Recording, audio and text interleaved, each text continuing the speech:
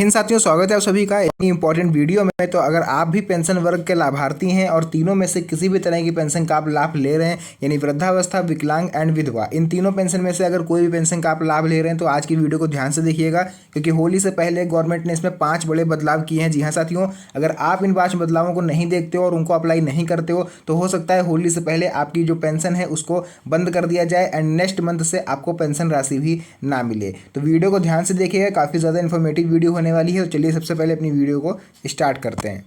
तो यहाँ पर आप लोग को लेकर के आ चुके हैं इनकी पेंशन की जो ऑफिशियल वेबसाइट है, जहाँ से ये सारे अपडेट आते हैं उस पर। तो यहाँ पर आप लोग पढ़ पाओगे क्या अपडेट आया हुआ है आज का। तो यहाँ लिखा है, भारत सरकार के द्वारा चलाई जा रही दिव्यांग विधवा पेंशन योजनाओं में जल्द ही कुछ महत्वपूर्ण बदलाव होने वाले हैं। इसमें वृद्ध लोग को भी शामिल किया गया है, उसको ध्यान से सुनिएगा क्योंकि उसका भी अपडेट है, उसको मैंने यहाँ पर लगाया हुआ नहीं है। तो आप लोग भी ध्यान से सुनिएगा, तीनों ही तरह की पेंशन मैंने स्टार्टिंग में बोला है, ठीक है। तो इन योजनाओं का उद्देश्य समाज के कमजोर वर्गों को आर्थिक सहायता प्रदान करना और विशेष रूप से दिव्यांग व्यक्तियों और विधवाओं को सामाजिक सुरक्षा देने के लिए ये योजनाएं शुरू की गई थी। लेकिन अब जो बदलाव हुआ है वो तीनों ही तरह की पेंशन में बदलाव हुआ है, वो वृद्धा हो, चाहे विधवा हो, चाहे विकलांग हो। तो चलिए उस जो 5 चेंजेस हुए हैं वो हम आपको बता देते हैं ताकि आप लोग समय रहते उसको समझ पाओ। तो यहाँ पर आप लोग देखोगे, हम सबसे पहले आप लोग की यहाँ बात करेंगे दिव्यांग पेंशन योजना के बारे में, फिर आपको विधवा और फिर लास्ट में वृद्धा पेंशन बताएंगे। तो यहाँ पर लिखा है दिव्यांग पेंशन योजना में होने वाले 6 बड़े बदलाव। कौन कौन से बदलाव हो सकते हैं? तो 2025 में दिव्यांग पेंशन योजना में कुछ महत्वपूर्ण बदलाव किए जाने की संभावना है, यानी होली से पहले ये लागू हो सकता है। ये बदलाव दिव्यांग व्यक्तियों के जीवन को और अधिक सुगम बनाने के उद्देश्य से किए जा रहे हैं। तो आइए जानते हैं इन प्रमुख 6 बदलावों के बारे में। तो सबसे पहले अगर हम लोग यहाँ बात करते हैं कि पेंशन राशि में वृद्धि, तो देखिए सबसे बड़ा ये इंपॉर्टेंस आपको देखने को मिल सकता है कि जो पेंशन राशि है उसको इंक्रीज किया जा सकता है होली से पहले। लेकिन ध्यान रखिएगा, ये केवल उन्हीं लोग के लिए है जो सच में पात्र हैं और जो आगे मैं रूल्स बताऊंगा उन रूल्स को फॉलो करते हैं। तो उन्हीं के लिए पेंशन राशि में वृद्धि हुई है और जो भी 6 नए नियम आपको बताएंगे वो ऐसे लोग के लिए ही लागू हैं। तो वर्तमान में दिव्यांग पेंशन की राशि राज्य के अनुसार 300 रुपये से 2000 रुपये प्रति माह तक होती है, यानी मिनिमम आपको 300 रुपये और मैक्सिमम आपको 2000 रुपये प्रति माह तक देखने को मिलते हैं। तो नए नियमों के तहत इस राशि को देखिए बढ़ा करके अब 3000 रुपये कर दिया गया है, 3000 मिनिमम कर दिया गया है एंड 5000 रुपये मैक्सिमम कर दिया गया है। तो यह वृद्धि जो है वो दिव्यांग व्यक्तियों के लिए काफ़ी ज़्यादा राहत देने वाली है। तो अगर ऐसा होता है तो होली से पहले आप लोग के लिए बहुत बड़ी खुशखबरी होगी, ऐसे लोग जो सच में इस योजना का लिए पात्र हैं और इसका सही से लाभ ले रहे हैं। दूसरा हम लोग यहाँ बात करेंगे पात्रता मानदंडों में। देखिए इसके बदलाव किया गया है। क्या बदलाव किया गया है? नए नियमों के तहत पात्रता मानदंडों में भी कुछ बदलाव किए जा सकते हैं, जैसे कि न्यूनतम दिव्यांगता प्रतिशत जो था उसको 40% से घटा करके 35% तक किया जा सकता है। जी हाँ साथियों, अगर आप 35% तक भी दिव्यांग हो तब भी आप इस योजना के लिए एप्लीकेबल हो।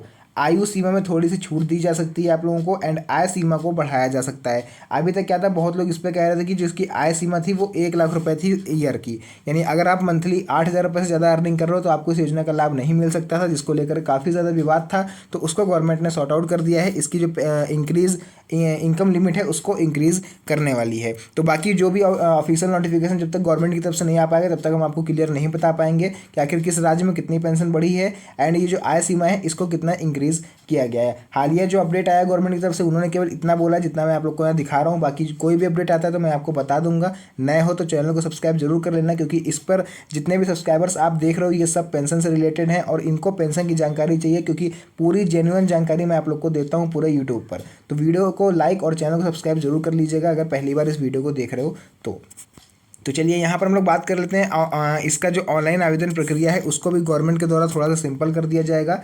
क्या क्योंकि बहुत से लोग देखिए दिव्यांग व्यक्तियों को सबसे ज़्यादा प्रॉब्लम होती है, दिव्यांगों को और वृद्ध लोगों को सबसे ज़्यादा प्रॉब्लम होती है इसका आवेदन करते समय, क्योंकि दोनों ही वर्ग ऐसे होते हैं जो कमज़ोर वर्ग होते हैं और इनको चलने फिरने में प्रॉब्लम होती है। तो पेंशन के लिए आवेदन प्रक्रिया को पूरी तरह से देखिए ऑनलाइन किया जाएगा, जो कि आपके लोग के लिए एक बेनिफिट रहने वाला है। इससे दिव्यांग व्यक्तियों को घर बैठे ही आवेदन करने की सुविधा मिलेगी।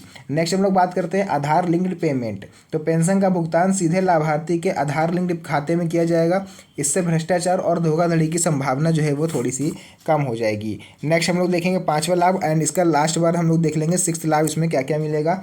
तो अतिरिक्त लाभ की बात करें तो दिव्यांग पेंशन धारकों को कुछ अतिरिक्त लाभ भी दिए जा सकते हैं। मुफ्त में स्वास्थ्य बीमा शिक्षा के लिए छात्रवृत्ति, कौशल विकास प्रशिक्षण। ठीक है, तो ये तो काम हो गए। नेक्स्ट हम लोग बात करते हैं नियमित समीक्षा, यानी कि इसकी जो आपको डेली है वो समीक्षा करनी होगी, यानी पेंशन योजना की नियमित समीक्षा की जाएगी ताकि समय समय पर आवश्यक बदलाव किए जा सकें। यानी कि जो आप लोग को पेंशन मिलती है गवर्नमेंट इसको लगभग हर 3 महीने हर 4 महीने पे अपडेट करती रहती है ताकि ऐसे लोग जो इससे जुड़े हुए हैं उनको सही से और समय पर फ़ायदा दिया जा सके।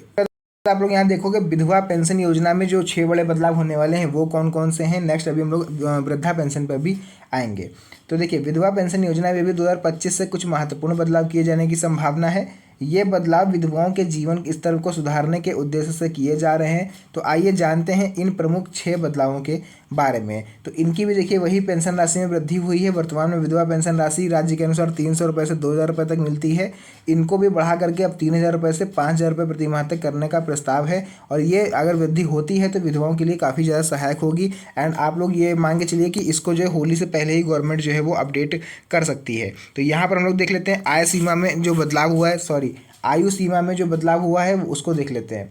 तो वर्तमान में विधवा पेंशन के लिए जो आयु सीमा है वो 18 से 60 वर्ष रहने वाली है, लेकिन नए नियमों में इस सीमा को बढ़ा के 18 से 65 वर्ष तक किया जा सकता है। तो इससे अधिक उम्र की विधवाओं को भी इसका लाभ मिलेगा। नेक्स्ट हम लोग बात करते हैं आय सीमा में वृद्धि, यानी कि अगर आपके इनकम सोर्स थोड़ा सा इंक्रीज़ हुआ है तो उसके लिए आपको क्या करना होगा। पात्रता के लिए वार्षिक आय सीमा को बढ़ाया जा सकता है, इससे अधिक विधवाएं इस योजना का लाभ उठा सकेंगी। फोर्थ आपका आ जाता है ऑनलाइन आवेदन और ट्रैकिंग।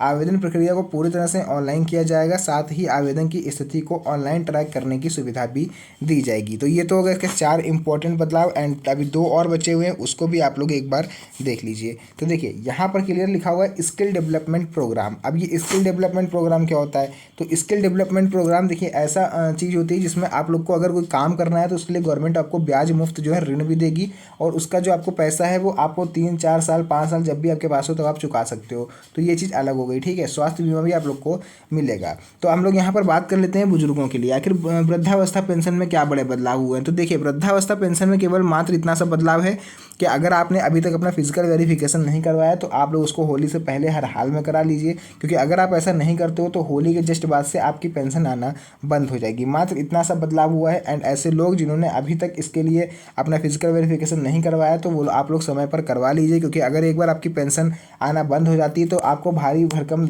दौड़ भाग का सामना करना पड़ सकता है। तो चलिए यहाँ पर हम बात कर लेते हैं ऐसे लोग के बारे में जो अभी तक फ्रेशर हैं और उन्होंने इसके लिए आवेदन नहीं किया, या आपके आस पड़ोस कोई ऐसा व्यक्ति हो जो इसके लिए आवेदन करना चाहता है तो आप उसके साथ इस वीडियो को शेयर करिएगा। तो हम इसमें आपको तरीका बता देते हैं कि आखिर इसके लिए पात्रता क्या होगी और आप लोग इसके लिए आवेदन कैसे कर पाओगे। तो दिव्यांग पेंशन के लिए देखिए पात्रता जो होती है वो आवेदक की उम्र 18 वर्ष या उससे ज़्यादा की होनी चाहिए।